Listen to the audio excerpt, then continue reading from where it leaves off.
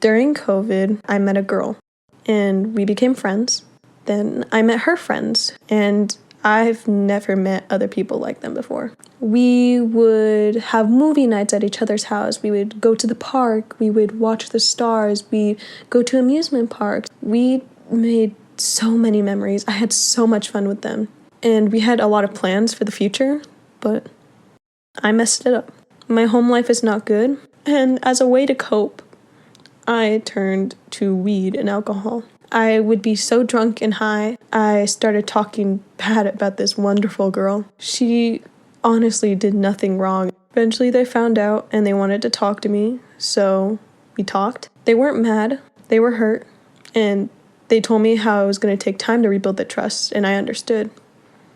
But I didn't know that would be the last time we would hang out. They cut me off completely. It hurt going from FaceTiming every day and having inside jokes and laughing together to seeing them block me on everything. And I deserve it, I know. I hurt them so badly because I was being stupid.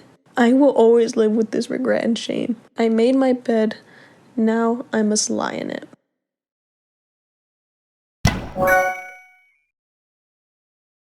When I was in the 3rd grade, I was very lonely. No one really liked me and everyone thought I was weird.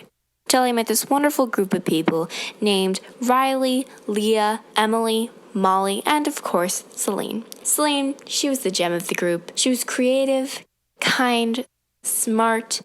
She loved pink, frilly things and ponies. And it never got old. Well, until we reached 5th grade. That's when everyone started to go through puberty. And Celine, she didn't change. Her style was the same, she liked frilly things, and her personality stayed the same too. And that's when everyone started to judge her. I didn't really expect Celine to be judged so much, people to hate her so much just because of how she dresses. And I started to join in too. I told them that I didn't like Celine and that she followed me everywhere. When the truth was, I really loved Celine. She was my best friend, and we followed each other everywhere. I'd follow her to the end of the earth, except I told people the wrong things. Celine never found out about it. Sometimes I tried to get rid of her by leaving her behind or telling her that I didn't want to play with her. And she was heartbroken because of that. I hurt her. It was until the end of 6th grade when I found out what I was doing wrong. The truth is, I was really happy to be best friends with her. I didn't care about the gossip or anything. When you find friends, remember to find ones that are very loyal to you and love you just as Celine did to me. I hope she never finds out about the days that I gossiped about her, and I hope that I'll never do it again. I'll become an amazing human being just like Celine.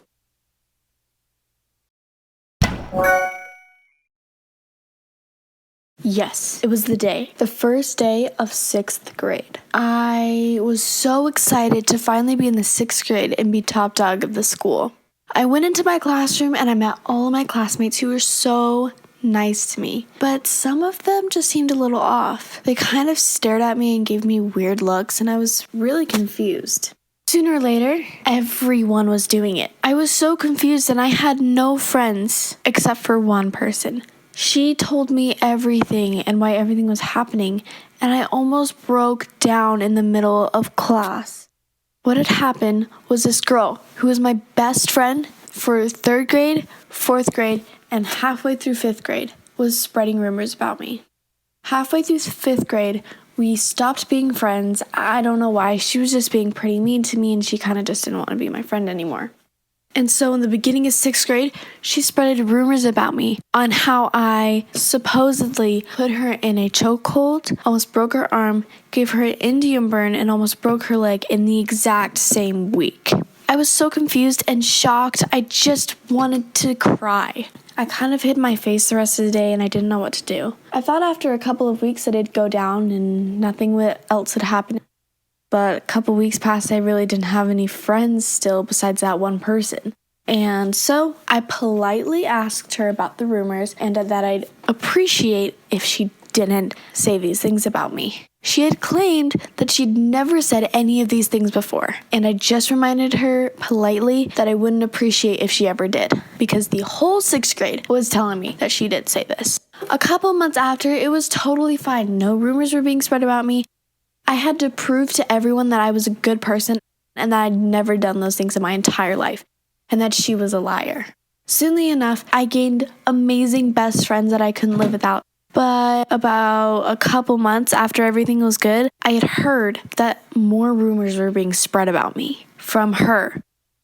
The exact same rumors. I was so confused, and I didn't know what to do. I confronted her again. I asked her politely not to say these things about me because she knows that they're not true. Of course, she was with her little pack, and she did claim that she never said any of those things. But what really comforted me is that all of my amazing best friends all told me, we're on your side, and we don't believe her. If you ever have rumors spread about you and you ever feel like you don't have anyone, always know that there are always friends out there for you, and I'm sure enough that you'll gain best friends.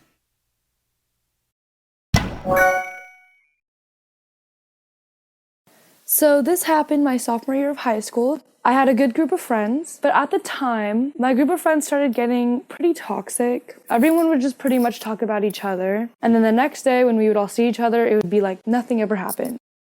There was this one guy, his name was James. He was a football player. He was pretty cute. Most girls were pretty attracted to him, but he was one of my really good friends at the time. And one of my friends in the group, let's call her Lucy, I guess she had a really, really big crush on him, but I had no idea at the time. One day at lunch, James sent me a funny meme on Snapchat, and I said, oh my gosh, you guys, look, this is so funny. And I could see, like, Lucy, she was so mad, I could just tell, and I was just really confused why. And basically, all my friends took sign language, and I was the only one in my group that took Spanish. So Lucy started signing. She was just signing like crazy, and I can tell she was really mad. And one of the girls in the group who I was closest to, we'll call her Lily, I leaned over and I was like, Lily, like, what is she saying? Lily told me everything that she was saying, how I was trying to steal James from her and how I'm doing this on purpose, even though I had no idea at the time that Lucy did have a crush on him. And that night I was doing a Spanish presentation, so that's all I was focused on. And I get a text message from my friend.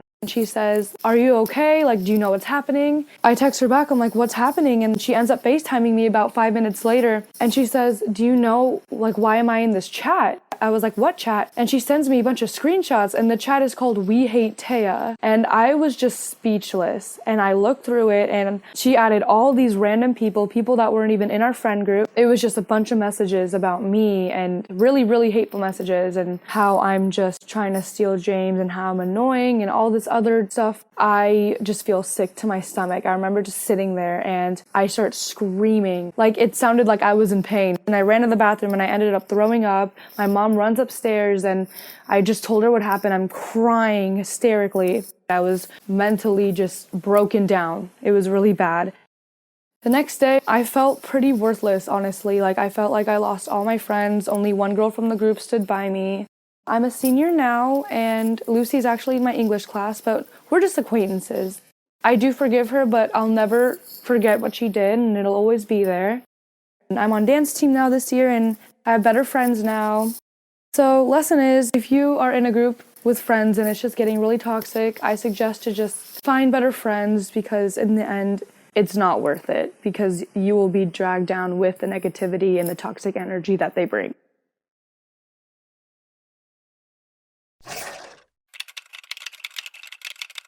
Oh my god, and we totally jumped off the cliff and had to swim all the way to shore because the dog chased us all the way to the end. Oh.